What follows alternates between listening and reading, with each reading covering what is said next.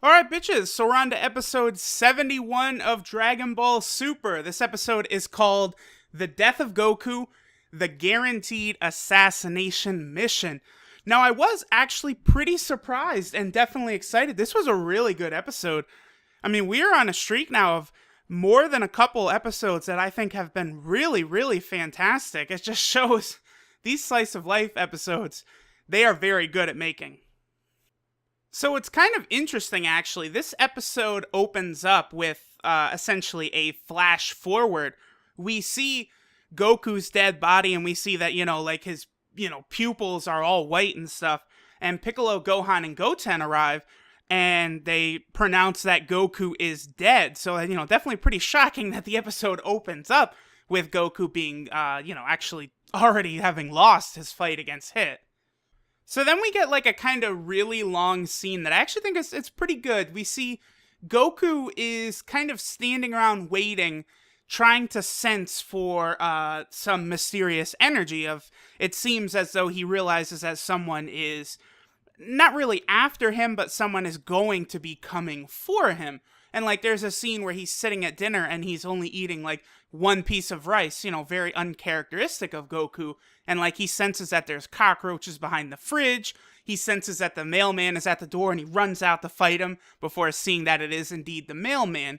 And eventually he starts to go shopping, and Gohan and Goten are following him, trying to figure out what's going on. And it is funny because at the time I was like, okay, I'm okay with them following him, but Goku is definitely aware of their presence if he's searching so hard for this mysterious person. And then later in the episode, he does acknowledge that he knew they were following him. And I was like, okay, good. Why is it that these filler episodes, let's not count the Arale episode, the Dr. Slump episode, which was purely a gag episode, but these other filler episodes, they are keeping the continuity so far. And it is interesting, there's even a callback. I noticed this in the preview when I watched it again after I put up my episode preview, like predictions video, in where Goku gets hit by a car, which is a callback to the very first episode of Dragon Ball when he gets hit by Bulma in the car. And something they didn't show us in the preview is that it actually is Bulma driving the car, which is really funny. Except, unlike, the first episode of Dragon Ball, this time the car basically explodes upon contact with Goku, as we would figure. Now, we do see a scene of Vegeta training with Whis on Beerus's planet, and it is interesting because looks like they are setting up the Omniversal tournament in a little bit here, because Beerus comes over to Whis and Vegeta, who are training, and he says, what the fuck is going on? Goku hasn't been coming to train. This is bullshit. Zeno-sama, on his whim, can start the tournament at any time. Goku needs to be getting stronger so that he can please Zeno with his strength. And Beerus doesn't notice it, but Vegeta notices that Whis, even though he just tells Beerus that Goku's probably training on Earth, Vegeta, I guess, sort of senses that Whis must know the truth, and he tries to get Whis to tell him. And Whis sort of implies that if Vegeta finishes his training, he might reveal to Vegeta what exactly is going on. Then we go back to Earth, and Goku actually tells Gohan and Goten at Gohan's house exactly what's going on, that there is someone after his life. And then we get a really, really cool scene. We see Hit actually, taking down a mark, doing his assassination. And, like, we see exactly how his techniques and stuff work. And it's actually, it's really cool because he originally what looked like it might have been, like, a mob boss or someone that's hiring Hit. We see that this guy is actually who Hit is killing. And he uses his time skip to sort of get by all of the guards in, like, this big, building with guards at every level. It's actually really, really interesting.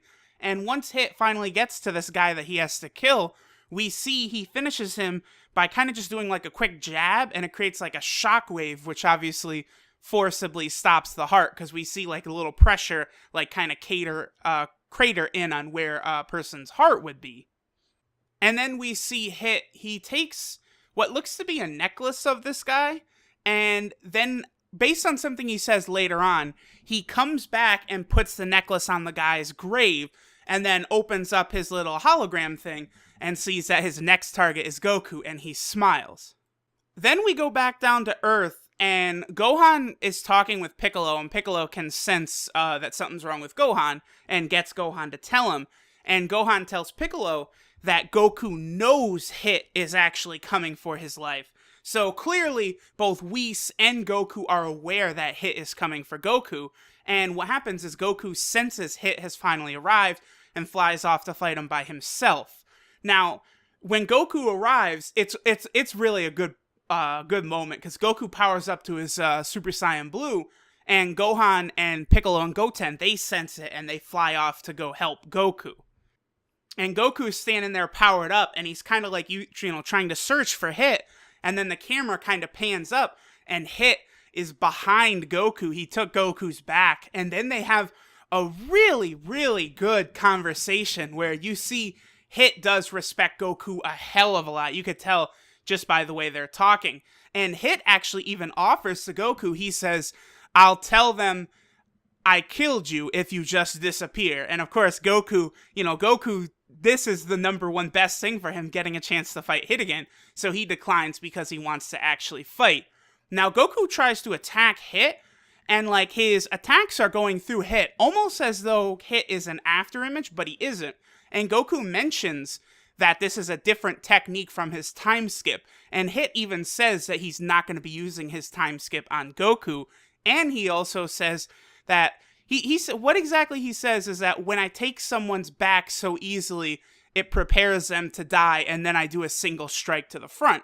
And Goku kind of takes that challenge, and Hit does his little, jab that creates the crater on Goku's heart. And right as Goku is about to, die, he shoots off an energy blast in the air, and then he falls to the ground, and, I guess his heart stops and he dies. Now then Hit says, "I'll be back once they make your grave," and he leaves, and then Gohan, Goten, and Piccolo show up, and we come back to the flash forward that happened before. So all in all, I'd have to say this was definitely a really good episode. I like these episodes that are kind of slow like this. There was a lot of moments of not really a ton of music, not really a ton going on. It's just Goku sensing, and we see Hit, using his methodical approach to fulfill out his assassinations. Very, very good episode. It is sad that, the drama, the episodes that are supposed to be drama-filled, the Super Saiyan Blue Goku and Vegeta vs. Golden Frieza, the end of the Goku Black Zamasu arc, like, they just fell so flat. And I just feel that these slice of life episodes, they just are really coming in strong. I mean, we just had the baseball episode, and it's funny because I feel like Toei, they're hitting home runs with all these filler episodes. Crazy, crazy. Oh yeah, one last thing I do want to toss in before ending the review here. When Hit is kind of walking through the city before he carries out his assassination early in the episode, we do see on a television screen that Frost is a fugitive who's on the run, and it's kind of like a news report, and they start to say, Kabe-san's testimony. So it looks like after the, Universe 6 vs. 7 tournament, Kabe kind of revealed the true evil nature of Frost, and looks like Frost is on the run. That I guess we could surmise would be the reason for Frost not being at the baseball game between Universe 6 and Universe 7. All in all, though, a very, very solid episode. Definitely enjoyed this one a lot.